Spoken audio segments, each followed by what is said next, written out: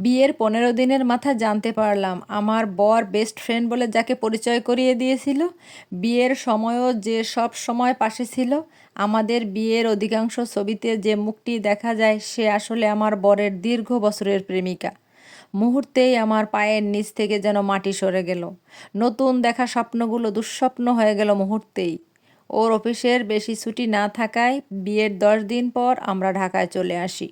শুনেছি চাকরি পাওয়ার পর থেকে সে একলা এই বাসাটা নিয়ে থাকতো। সে নিজেই রান্না করতে পছন্দ করে, তাই নিজেই রান্না করতো। এর বেশি আর কিছু জানি না আমি। অ্যারেঞ্জ ম্যারেজ হওয়ায় তার বিষয়ে আর কিছু জানা হয়নি এখনও আমার।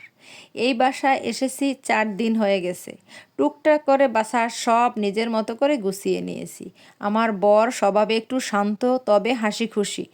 আমি তো এই অল্প দিনেই তার উপর মুগ্ধ হয়ে গেছি। অফিস থেকে আসার সময় কাল এক গোছা কদম ফুলে এনেছিল আমার জন্য। আমি প্রেমে পড়েছি। সেদিন তার টেবিল পরিষ্কার করতে গিয়ে একটা চিঠি পেলাম। চিঠিটি ছিল এরকম: বিলাস, যাকে স্ত্রীর সম্মান দিয়ে এনেছো মনে রেখো, সেই তোমার প্রথম ভালোবাসার দাবিদার। তোমার সাথে কাটানোর এতগুলো বছরের স্মৃতি, ভালোবাসা আর তোমার আদর যত্ন আমার কাছে কম ছিল না। অনামিকাকে নিয়ে ভালো থেকো প্রিয়। চিঠিটা পড়ে বুঝতে পারলাম এই চিঠি যে লিখেছে তার সাথে আমার বিলাসের দীর্ঘ যাবৎ সম্পর্ক ছিল। আদর যত্ন কম কিছু হয়নি তাদের। আমি স্তব্ধ হয়ে যাই। নিজেকে নিজে কিছু বোঝানোর ক্ষমতাও থাকে না আমার। হালকা কিছু রান্না করে তেমন করে শুয়ে থাকি। কিছুই ভালো লাগে না। বিকালে বিলাস বাসায় আসে। অনেক সামলে চলার চেষ্টা করি, কিন্তু পারি না। আমাকে দেখে সে জিজ্ঞেস করে, কি হয়েছে তোমার অনামিকা? কিছু হয়নি, একটু শরীর খারাপ। চলো তোমাকে খাবার দেই। আচ্ছা দাও।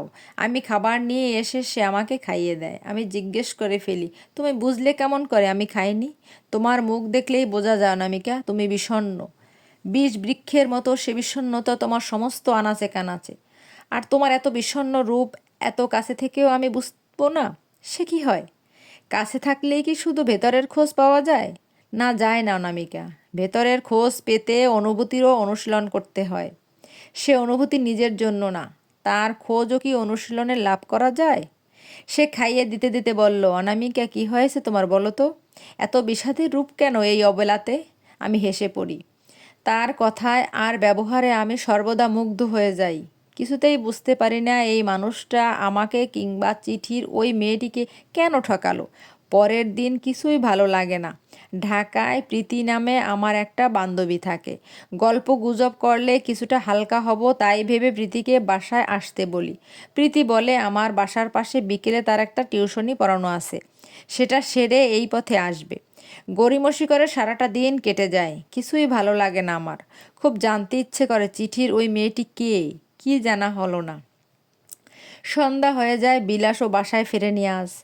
কিছু সময় পরেই প্রীতি আসে। ও এসেই বলে, দুলাভাই কোথায় রে? সে আজ এখনো আসেনি রে?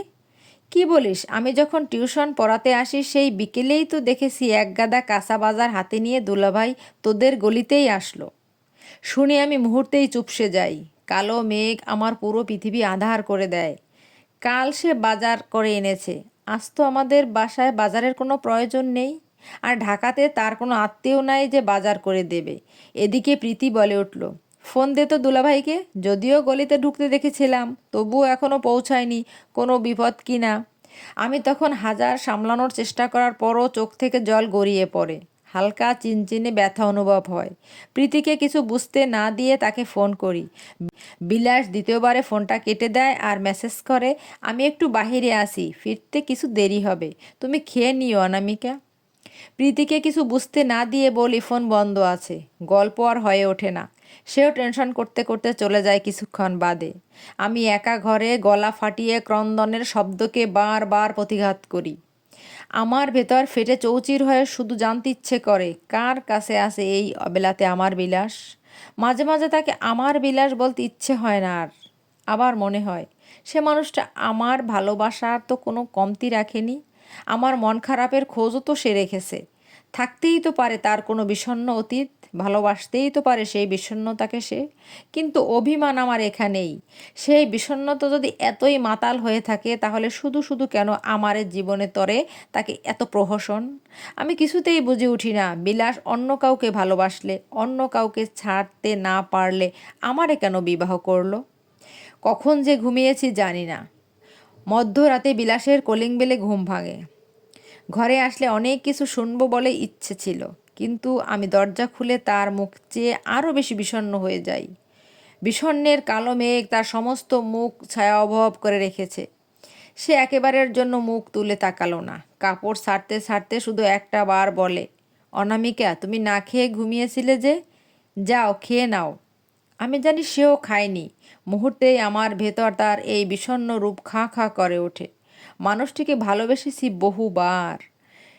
সে হুড়মুড়িয়ে বিছানায় লুটিয়ে পড়ে। এত সুন্দর বেদনার রূপ কোনো পুরুষ কখনো দেখেনি আগে। আমি ধীরে ধীরে তার পাশে গিয়ে বসি।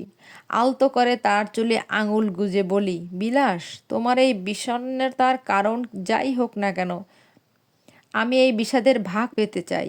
সে আমার হাত মুঠোয় ধরে চুপ করে থাকে।